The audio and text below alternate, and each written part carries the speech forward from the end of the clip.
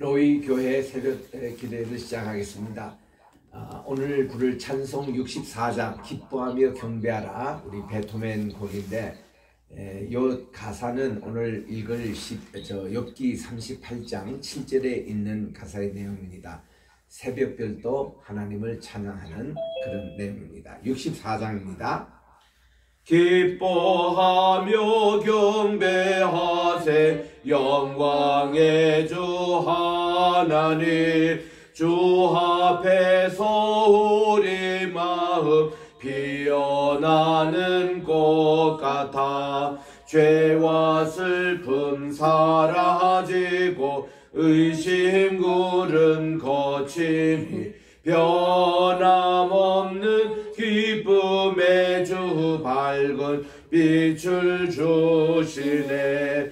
땅과 하늘 만물들이 주의 솜씨 빛내고 별과 천사 노래소리 끊임없이 드높아 물과 습과 산과 골짜 들판이나 바다나 모든 만물 주의 사랑 기뻐 찬양하여라.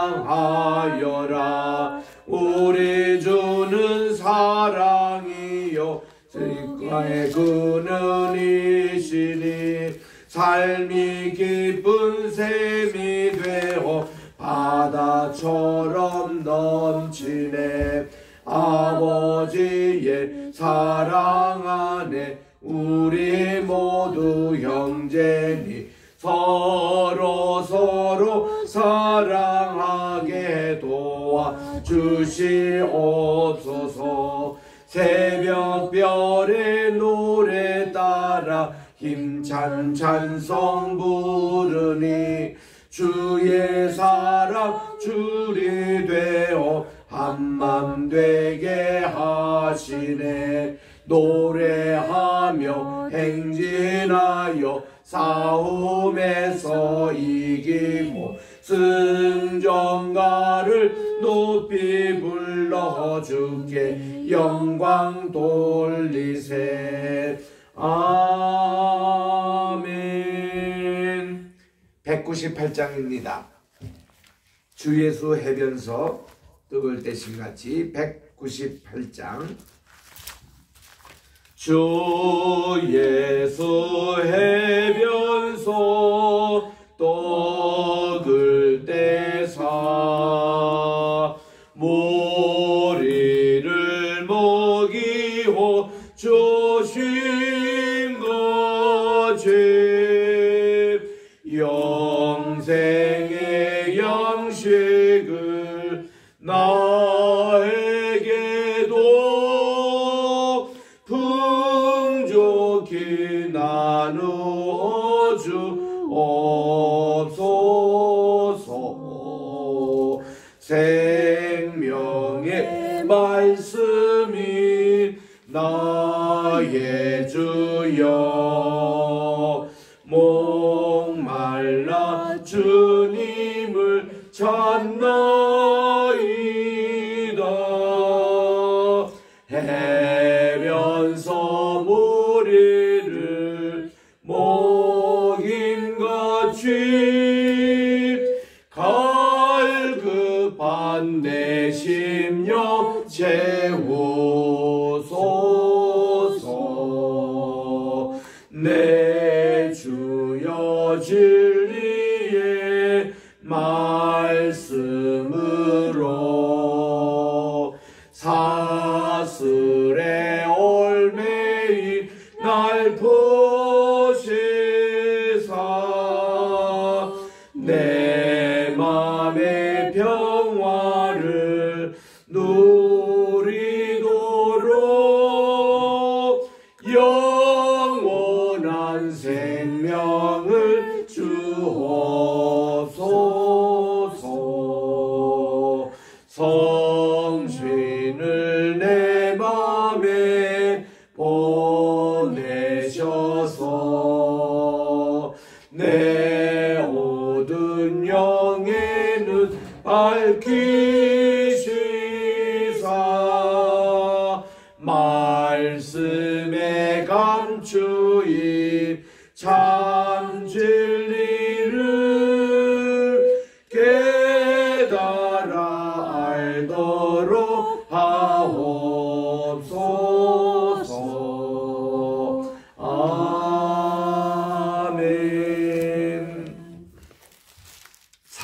은혜가 풍성하신 하나님 아버지 진심으로 감사를 드립니다. 지난 간밤에도 단잠을 허락해 주시고 오늘 또 이 아침에 깨워주셔서 하나님 전에 나와 오늘 또 새날 2023년 4월 14일 금요일 아침을 또한 주님께 첫 시간을 바치오니 하나님 이 예배를 받아주시고 오늘 하루 온종일 또 주님과 동행하며 주님과 대화하며 주님과 깊은 교제를 나누며 우리가 아예 우리 주님과 정말 합일이 되는 하나가 되는 이 한날이 되게 도와주셨기만을 예수님의 이름으로 기도드립니다. 아멘. 오늘은 우리 욥기 38장을 묵상합니다. 798쪽 구약성경 798쪽에 있습니다. 1절부터 4절까지 우리 한 목소리로 합독하겠습니다. 시작. 그때에 여호와께서 폭풍우 가운데서 욥에게 말씀하여 이르시되 무지한 말로 생각을 어둡게 하는 자가 누구냐? 너는 대장부처럼 허리를 묶고 내가 네게 묻는 것을 대답할지니라. 내가 땅에 기초를 놓을 때에 내가 어디 있었느냐? 내가 깨달아 알았거든 말할지니라. 아멘. 아멘. 우리 하나님께서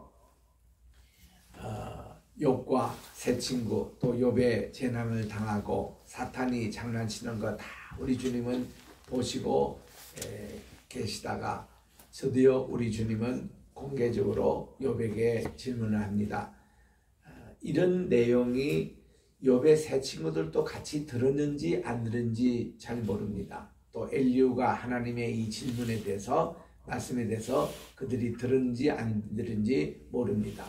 근데 하나님은 폭풍우 가운데 나타나셨다. 우리 하나님은요 때로는 세미한 음성으로 나타나지만 또 우리 사도행전 2장에 성신께서 강림하실 때는 강한 바람 또 이렇게 불에 혀같이 갈라지는 것 이렇게 막 눈에 보이고 이런 현상 엘리야가 동굴에 있을 때에 호렙 동굴에 있을 때에 하나님은 큰 바람 큰 지진 이렇게 또 폭풍우 가운데 이렇게 나타나시고 큰 불 가운데 임하셨거든요. 이제 이렇게 우리 주님이 나타나시는 현상이 보면은 우리 그 영어로 보면 AWE O라고 그러죠. O 하나님의 경외하심. 그는 뭐 놀라운 경지입니다. 말을 할 수 없는 하나님 그 세계를 하나님이 잠시 보여주시는 겁니다. 여러분이 폭풍우 얘기할 때에 제가 그 미국에 그 올랜도에 가니까 이제 거기 유니버설 스튜디오가 있습니다. 이제 거기 이제 가니까 이 영화들을 이렇게 다 어떻게 촬영이 됐고 그거를 또 체험하는 그런 이제 시간이 있었습니다. 그 한 sek션에 가니까 그 당시 한참 유행했던 25년 전에 유행했던 허리케인이 와가지고 어떤 뭐 집들이 날아가고 토네이도가 오지요. 그래가지고 이런 광경을 이제 체험을 하는 그런 시간이 있는데 와 영화 찍은 정도의 시속 이게 강풍이 뭐 40km가 아니라 이제 이 마일수로 얘기하니까 막 100마일 정도 되는 이거는 뭐 상상할 수 없는 그런 바람이죠. 그런 거를 하면 우리가 체험을 하는데 몸이 날아가고요. 그냥말로 트럭이 하늘로 공중에 붕 뜨고 이게 뭐 그런 세상에 야 굉장한 것이더라고요. 그 예전에 촬영했다는 오즈의 마법사라는 위드스 오브 오즈라고 하는 거기에도 보면 토네이도가 그렇게 나오지 않습니까? 잠깐 우리 체험했지만 폭풍우 체험 무섭더라고요 한마디로. 그러니까 그렇게 욥 당시에 할 수 있는 뭐 기계도 없었고 그런 어떤 전혀 생각할 수 없는 그 가운데서 하나님이 폭풍우 가운데 임하신 거예요. 그거는 뭐 어느 인간이라도 거기는 겁이 납니다 우선. 그리고 자기가 어떻게 될까봐 이런 가운데서 하나님이 말씀하시는데 그 음성이 욥에게 어떻게 들렸을까요? 아주 번개처럼 천둥처럼 쩡쩡 울리는 그런 것으로 내가 진짜 산의 대장부 같으면 내가 허리에 이 허리끈을 묶고 내게 질문하는 것에 대답을 해보라는 것입니다. 이게 보면은 하나님도 화가 나셨나? 아니면 하나님께서 욥이 자그마한 지식 가지고 하나님을 이렇게 대들고 하나님이 변명하자 그러고 싸움을 걸고 하는 것에 대해서 하나님이 화가 나셨나? 왜 이렇게 나셨지? 이러는데 우리 내용을 쭉 읽어보면 그것만은 아니에요. 그건 욥뿐만 아니라 모든 피조물 인간이 함께 들으라는 말씀으로 이렇게 나오거든요. 그 질문이 어마어마합니다. 하나님께서 욥에게 드린 질문이 몇 가지냐? 흔히 통상 100가지 정도 얘기합니다. 100가지 질문을 하나님이 던지셨다. 저가 이제 카운트해 보니까 이제 이 64가지가 나와요. 88이 64지 않습니까? 그렇게 나오는데, 그러니까 어떤 질문을 이제 두 개로 나눌 수도 있고 합할 수도 있고 여기에 따라서 카운트는 조금 다릅니다만은 하여튼 그 내용 자체의 질문은 정말 우리가 거의 생각할 수 없는 그런 질문을 던지는 것입니다.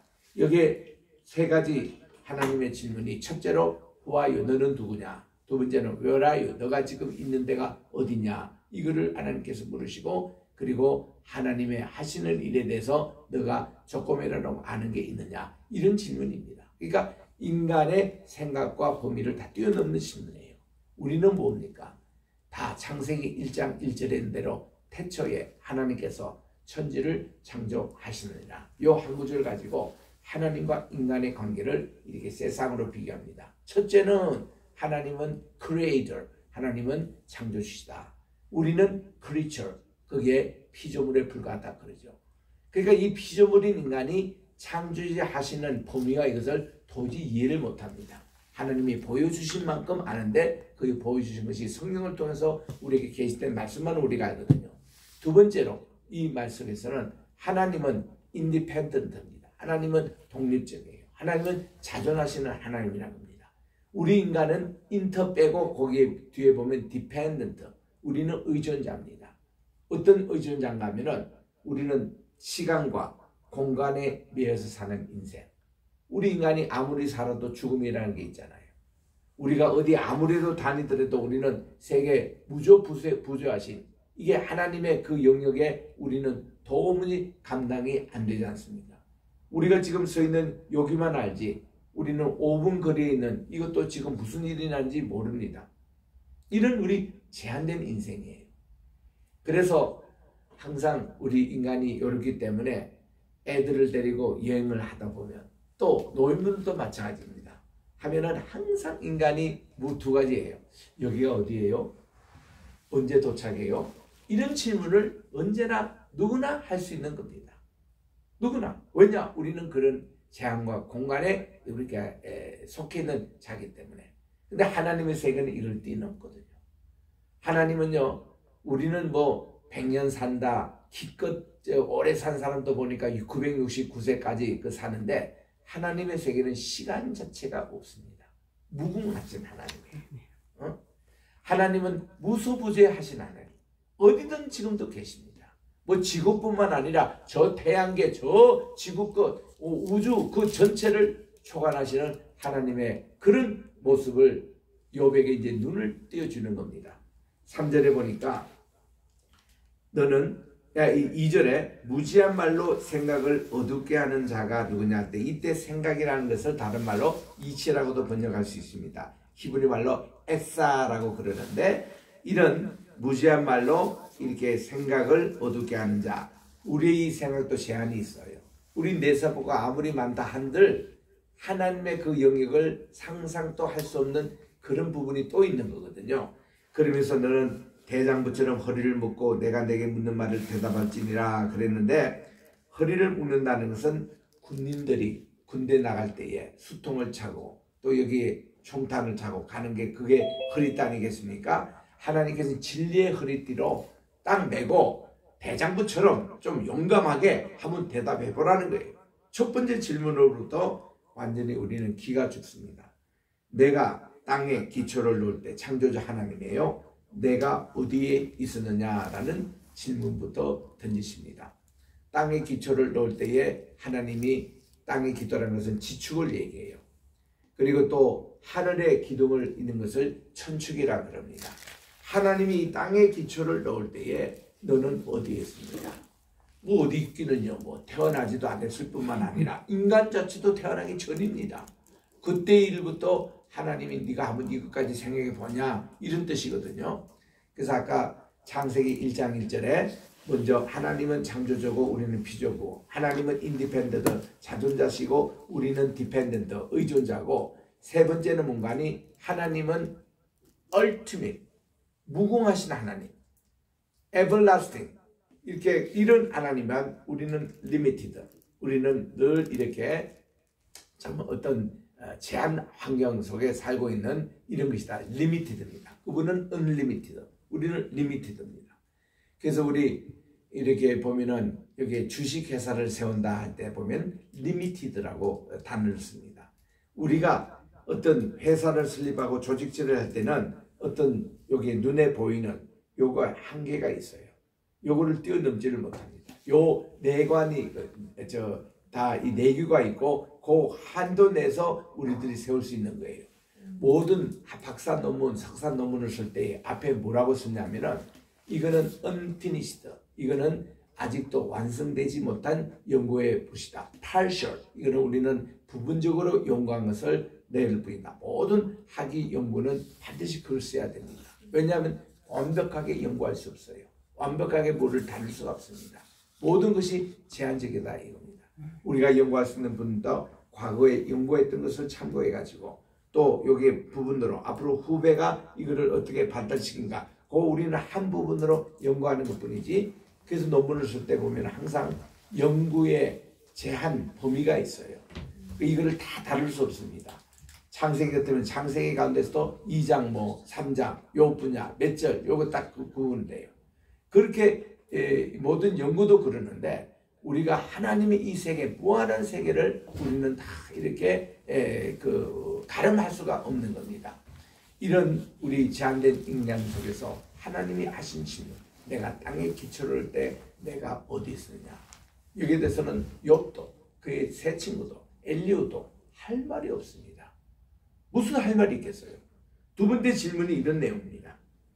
자, 누가 그것의 도량법을 정하였는지 이랬는데, 그것이라는 것은 땅의 기초법이나 우주를 말합니다. 이 우주의 도량법을 정하였는지, 누가 그 줄을 그것의 위에 띄웠는지 내가 아느냐. 요거를 이제 질문을 두 개로 하느냐 하나로 하느냐 이런 문제가 좀 있습니다만은 이 사실 뭐 한 질문이죠, 그죠?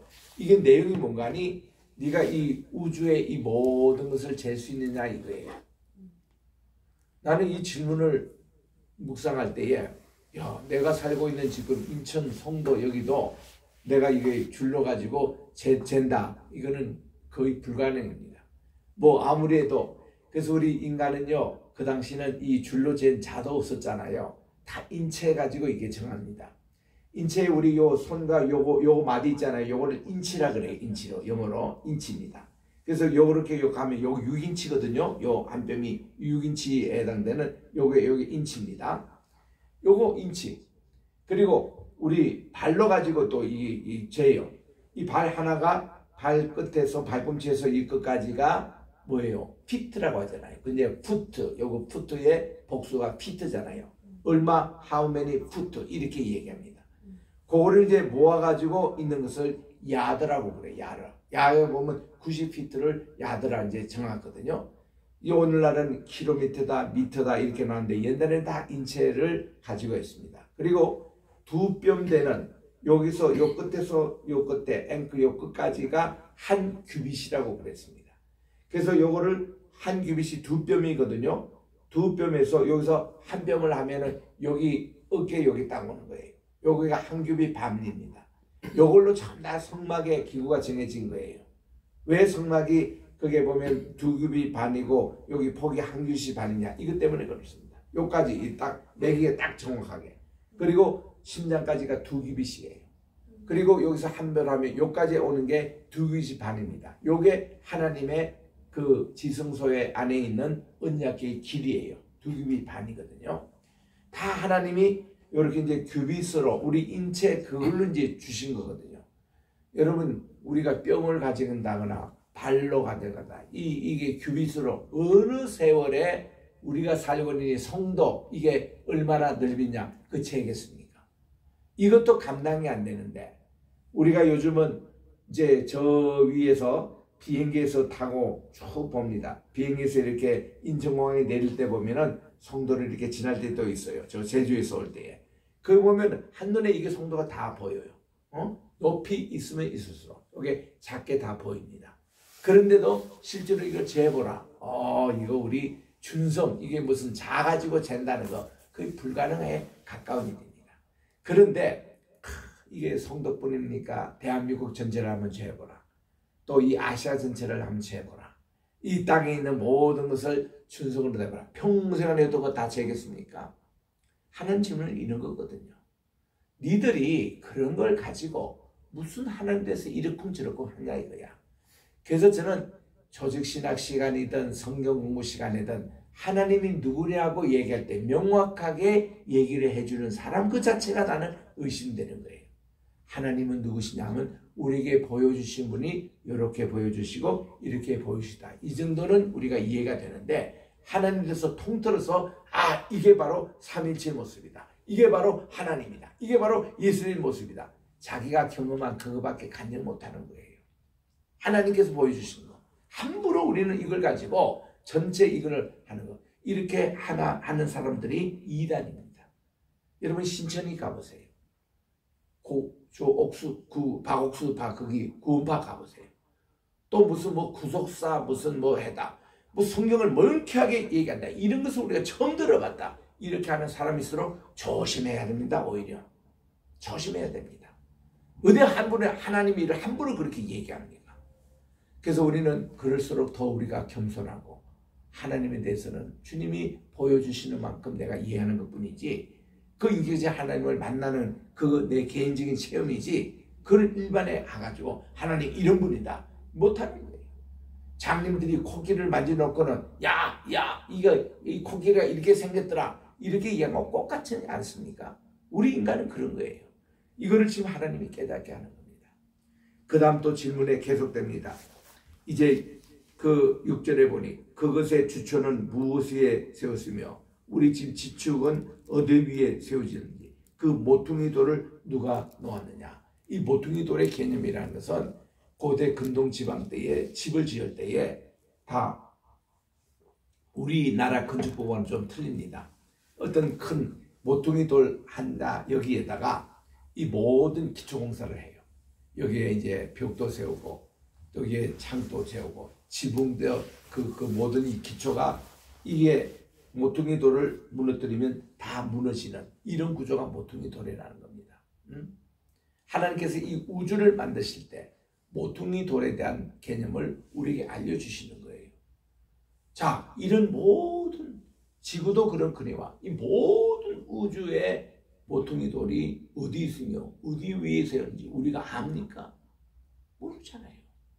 그러니까 하나님의 이런 질문은 우주적인 질문이고 하나님은 하나님의 세계에 대해서 너희들이 안다고 뭐 얘기하지 마는 거예요. 그게 바로 이전의 대로 무지한 말로 생각을 얻게 된 누구냐. 이 다른 말로 그러면 너희들 그럼 제한된 것 가지고 하나님에 대해서 함부로 왈가불가하지 말라는 거예요. 그냥 겸손하게 배울 뿐이지. 그래서 이제 그런 말씀을 쭉 하면서 7절에 보니까 금방 불렀던 우리 찬송가 64장에 있는 대로 그때에 새벽별들이 기뻐 노래하며 하나님의 아들들이 다 기뻐 소리를 질렀느니라. 저는 요 구절을 가지고 이제 1970년대에 연세대학에서 우리 그 천문학을 공부할 때 그때 나성동 교수님이 우리에게 이제 가르쳤습니다. 이 교수님이 일산에 연대 천문대가 있거든요. 그때만 해도 일산은 아파트 이런 거 하나도 없었고 다 소를 키우고 잠자리가 넓고 얼마나 청정지연지 모릅니다. 거기 가서 그냥 육안으로 봐도 하늘의 별들이 많이 보일 그런 데였는데 그게 직경 1m 50대는 이 천문의 그 만원경 그게 우리나라 국립연구소도 하나 있고 연대고 하나밖에 없을 시절입니다. 그때 가서 이것을 보는데 우리는 한 30분 예정하고 밤에 이제 별 구경하러 갔거든요. 30분이 아니라 3시간을 우리가 봤습니다. 너무너무 황홀해가지고 여러분 이게 육구층으로도 보면요, 라스베가스 가는 길에 보면은 얼마나 별들이 많이 보이고, 또 요르단에서 아카바만에서 이렇게 내려올 때에 그 하늘의 별들이 막 쏟아지는, 이게 막 밀가루가 막 이게 그런 은하수를 우리가 보거든요. 그런데 만안경으로 보니까요, 입이 쫙 벌어지는 거예요. 하늘의 별이 많아서 어떻게 그렇게 많습니까? 그리고 우리가 교과서로 봤던 뭐 토왕성, 목성 뭐 이런 별들이 보이는데요, 진짜 띠가 있고, 얼마나 색색도 하얀색, 빨간색, 노란색, 분홍색, 파란색, 이 뭐 색도 너무너무 이쁘고요. 그리고 이게 3시간이 들어보니까 진짜 별자리가 움직여요. 여기서 봤던 것이 점점 이렇게 자꾸 이렇게 하고 새로운 별들이 나타나고 이 별들이 없어지고, 여기 스크린에서도 그냥 눈으로 관측이 되는 겁니다. 그 매일마다 이거를 관측했던 그 우주학을 연구하는 이분들 얘기 들어보면요, 우주가 자꾸 확장되고 있다는 거예요. 이 별이 어제는 이렇게 가까이 보이는데 한 1년, 2년 후에 보면 이 별이 좀 멀어져 있다는 겁니다. 이 별이요, 이 별 전체 우주가 자꾸 이렇게 고무풍선처럼 이렇게 확장되고 있는 것을 전문가들이 이렇게 보여요. 그래서 이런 전체를 연구하는 사람이 하나님의 존재에 대해서 부인할 수가 없다는 거예요. 이 전체를 누가 주관하냐 이거야. 그래서 이분들이 다 하나님을 믿게 된다는 거예요. 이 소유주를 띄웠던 러시아 사람들은 와서, 야, 하나님 어디냐, 우리 어디 다니까 하나님이 보이지 않더라. 여러분, 그렇게 우리 뭐 눈에 보이는 쉬운 그런 하나님이신 아십니까? 근데 아폴로를 타고 했던 암스트롱은 말이죠, 자기가 이 시편 19편에 있는 말씀, 기뻐하며 경배하라, 하나님을 찬양하며, 이 모든 우주가 하나님을 찬양한다, 이 모든 우주조차도 하나님의 영광을 드린다, 이렇게 하고 그가 아폴로 달에서 내리지 않습니까? 그러니까 하나님을 믿는 믿음을 가지고 했던 이 미국은 자꾸 부흥되고 발전됐는데, 러시아는, 소련은 망했잖아요. 하나님이 없다라고 하는 사람들은 다 망하잖아요. 참 어리석은 사람들입니다. 그래서 우리는 이런 하나님의 위대한 권능에서 지금 여기 7절에 이야기한 대로 새벽별들조차도 하나님을 찬양하고 있다는 겁니다. 그래서 저는 그때 천문대를 보면서 벌써 50년 전이죠. 그 많은 별들을 보면서 나는 하나님을 찬양하는, 그때 제가 이제 찬양대를 했기 때문에 더 그게 나오는데, 야, 뭐 이걸 보고 모차르트, 핸델, 또 이렇게 바하, 이런 분들이 정말 하나님을 찬양하는 곡을 지었구나. 베토벤, 이런 것을 이렇게 보게 되는데 얼마나 웅장한지 몰라요. 그 이 7절에 있는 이 말씀입니다. 새벽별들도. 그래서 여러분들이 어디 가서 별을 보든다든가 자연의 위대함 볼 때는요, 음악 소리를 들으십시오. 그랜드 캐년에 가서도 저는 하나님을 찬양하는 소리를 들으려고 하거든요. 또 그들과 함께 하나님을 찬양하게 됩니다. 우리나라 산천조목, 야, 좋다, 야, 멋있다, 이런 순간에 꼭 찬양을 하라고요. 야, 이들과 함께 하나님께 영광 돌리고 이런 찬양하는 것, 이것이 하나님께서 우리에게 가르쳐 주신 방법이에요. 7절에 보니까 새벽들이 기뻐 노래하며 하나님의 아들들이 다 기뻐 소리를 지른다. 8절입니다. 바다가 그 못에서 터져 나올 때에 문으로 그것을 가둔 자는 누구냐 할 때, 이때 말하는 이 바다라는 것은요, 사탄이 바다 이 물 가지고 장난치는 겁니다. 그러니까 이걸 가지고 막 홍수도 일으키고, 이걸 가지고 쓰나미도 일으키고, 이제 그런 이제 행태인데, 이럴 때 이거를 누가 컨트롤하냐면 하나님이 이거를 막으시고 컨트롤을 한다는 것이죠. 그래서 우리 헬라 철학에서는 이런 바다를 컨트롤하는 신이 포세이돈 신이라고 얘기합니다. 그래서 이 요나가 그 항해할 때에 바다가 그렇게 폭풍 칠 때에 그들이 포세이돈 신에게 제사하고 이랬다, 불렀다, 이렇게 얘기하는데, 우리 이것은 하나님께서 하신 겁니다. 이게 모든 게 9절입니다. 그때에 내가 구름으로 그 옷을 만들고 흑암으로 그 강보를 만들고 한계를 정하여 문빗장을 지시려고 이러는데, 여기서는요, 이 구름이라는 게 이렇게 성경 주석학자는 해석하더라고요. 여기 있는 그 많은 물로 가지고 장난을 치는 사탄 있잖아요. 요 장난을 이제 하나님께서 만드신 것이 구름이라는 겁니다. 이 물을 정말시켜 가지고 구름으로 만드는 거예요. 이걸 바닷물 가지고 장난치지 못하도록. 그래서 하나님은 엄청난 구름으로 떼어가지고 수증기로 만들어서 이 구름 가지고 하나님이 운행하시고 이거를 다 한다는 거예요. 그런 것은 영역은 사탄이 침묵을 못한다는 겁니다. 그런 뜻으로 이렇게 해석을 합니다. 그래서 이렇게 이제 구름으로 그 옷을 만들고 흑암으로 강보를 만들고 한계를 정하여 무장을 지르고 11절에 이르기를 내가 여기까지 오고 더 넘어가지 못하리니 내 높은 파도가 여기서 그칠지니라. 아무리 인간이 밑에서 장난치고 이게도 하나님은 딱 사탄에게 여기까지다. 더 이상 장난치지 마라. 쓰나미 여기까지다. 더 이상 이렇게 장난치지 말라는 거예요. 이것을 지금 하나님이 말씀하시는 겁니다. 그러니까 이거를 하나하나 뒤집어 보면은 하나님이 얼마나 섬세하시고 지금도 이렇게 모든 우주 만물을 총괄하시고 그래서 뭐 환경 문제니 뭐니 요즘 그런 얘기 많이 나오잖아요. 그래서 뭐 이 사막화된다. 앞으로 이게 탄소가 어떻게 돼가지고 한다. 그 모든 것은요 다 쓸데없는 일입니다. 환경 문제가 왜 나오는가 근본을 우리가 따져야 가야 됩니다. 환경 문제가 나오는 것은 인간의 죄 때문에 그런 거예요.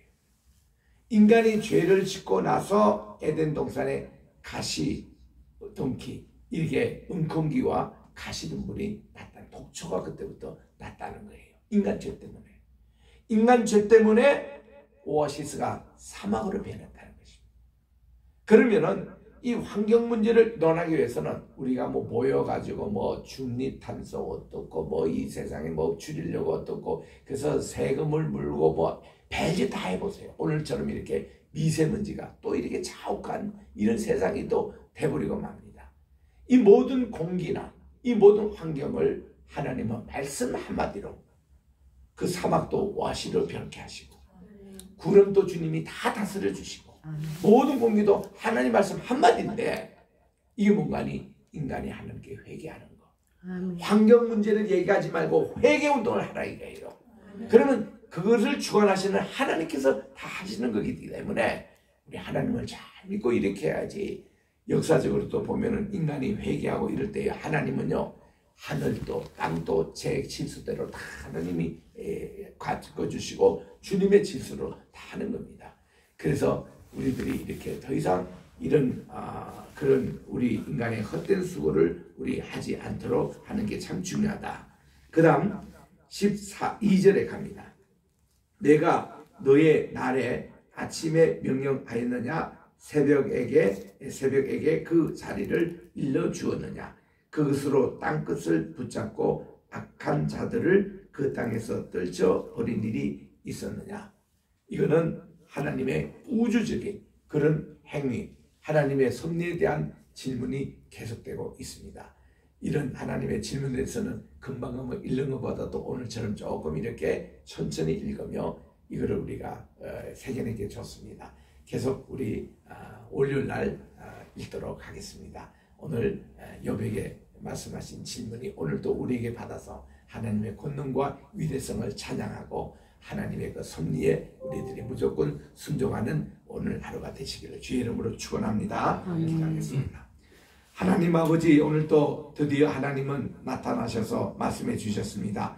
하나님은 우리가 욥이 재앙을 당하고 사탄에게 어려움을 당할 때도 주님은 늘 옆편에서 서셔서 기도해 주시고 그의 신음에도 응답해 주시고 그의 작은 소리도 반응하시는 하나님 오늘도 우리 주님께서는 우리의 기도 작은 소리까지 들어주시고 응답해 주시는 이 하나님의 권능을 저희들이 감사드리면서 우리 계속 우리 욥기 38, 39, 40, 41장을 읽겠사오니 이를 통해서 우리 하나님을 재발견하게 도와주시고 우리 인간의 연약한 것 가지고 이치 가지고 하나님에 대해서 어떤 질문이나 이런 것을 감히 하지 않도록 하나님 저희들을 다스려 주셨기만을 간절히 바라고 원하며 오늘도 우리 주님 앞에 감사의 예물로 바치는 예물이 있습니다. 이 예물을 흠양해 주시옵시고 오늘도 우리가 정말 대한민국을 위해서 우리 로이 교회를 위해서 또 우리 겟세마네 신학교를 위해서 특별히 우리 황희수 러품을 위해서